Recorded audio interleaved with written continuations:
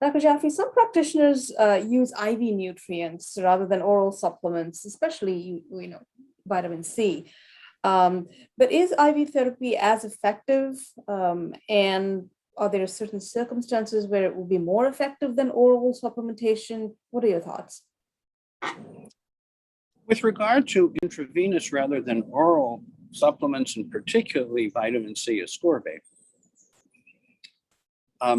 we start with the simple fact that the systemic circulation, the lymphatic circulation, and then the oral digestive, what's called splanchnic circulation, and then, of course, the spinal fluid circulation are separate, four separate systems of circulation in one human being. So when you use intravenous supplementation or hyperalimentation, it goes back to the late 1960s. Dr. Stanley Dudrick taught me and others, when people had such severe intestinal problems that they were not digesting, assimilating, and eliminating what they were eating, they could be fed entirely by vein. Now, of course, that intravenous hyperalimentation went on several times a day for long periods of time, and lives were saved, and the expense was enormous. Now, today, many practitioners have an IV therapy area, and they will use, say, a Myers cocktail. This would be B complex, maybe with some magnesium added, and some vitamin C, might be 25 grams, might be 50, might be more. One of the things that has interested us over the decades is that if you do a C cleanse and you know how much oral ascorbate, the per potency oral ascorbate it takes for an individual to cleanse using nature's fully buffered, fully reduced ascorbate, you can give 5 times more, 10 times more by vein and no cleanse. Because the systemic circulation and the splanchnic circulation are that different.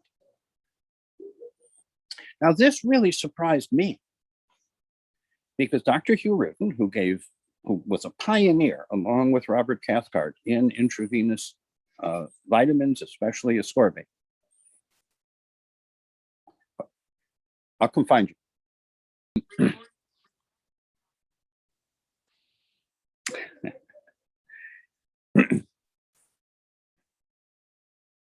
You want to just go back a little bit? Yes.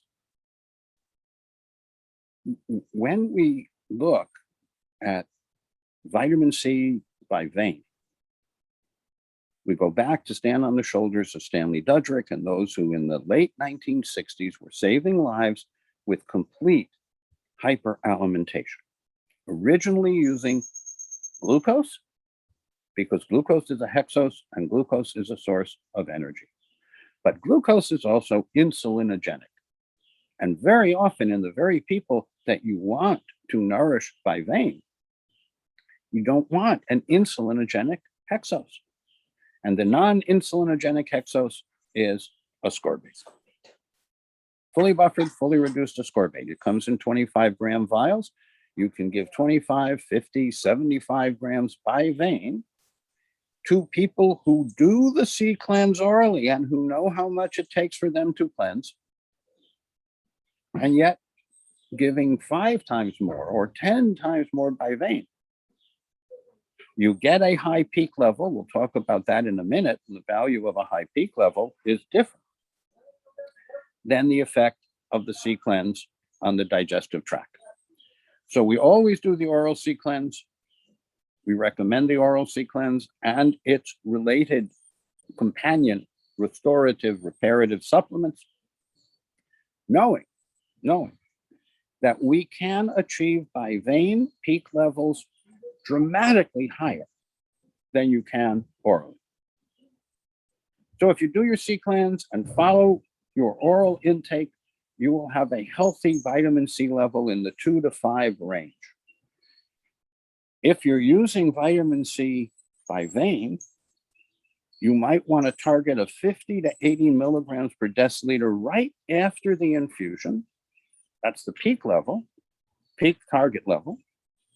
And before the next infusion, check the trough level, because if you're using it for therapeutic purposes by vein, we want the level just before the next infusion, the trough level, to be therapeutic, to be higher than 10.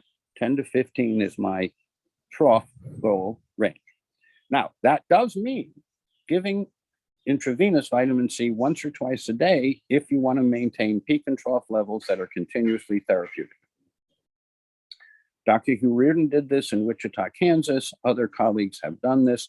Most people use intravenous ascorbate episodically, once a week, every once in a while, when people feel run down. Okay. But I think the most effective use is when you measure peak and trough levels of ascorbate and you understand the important compatibility between oral and intravenous. And intravenous doesn't replace oral. Intravenous is just different.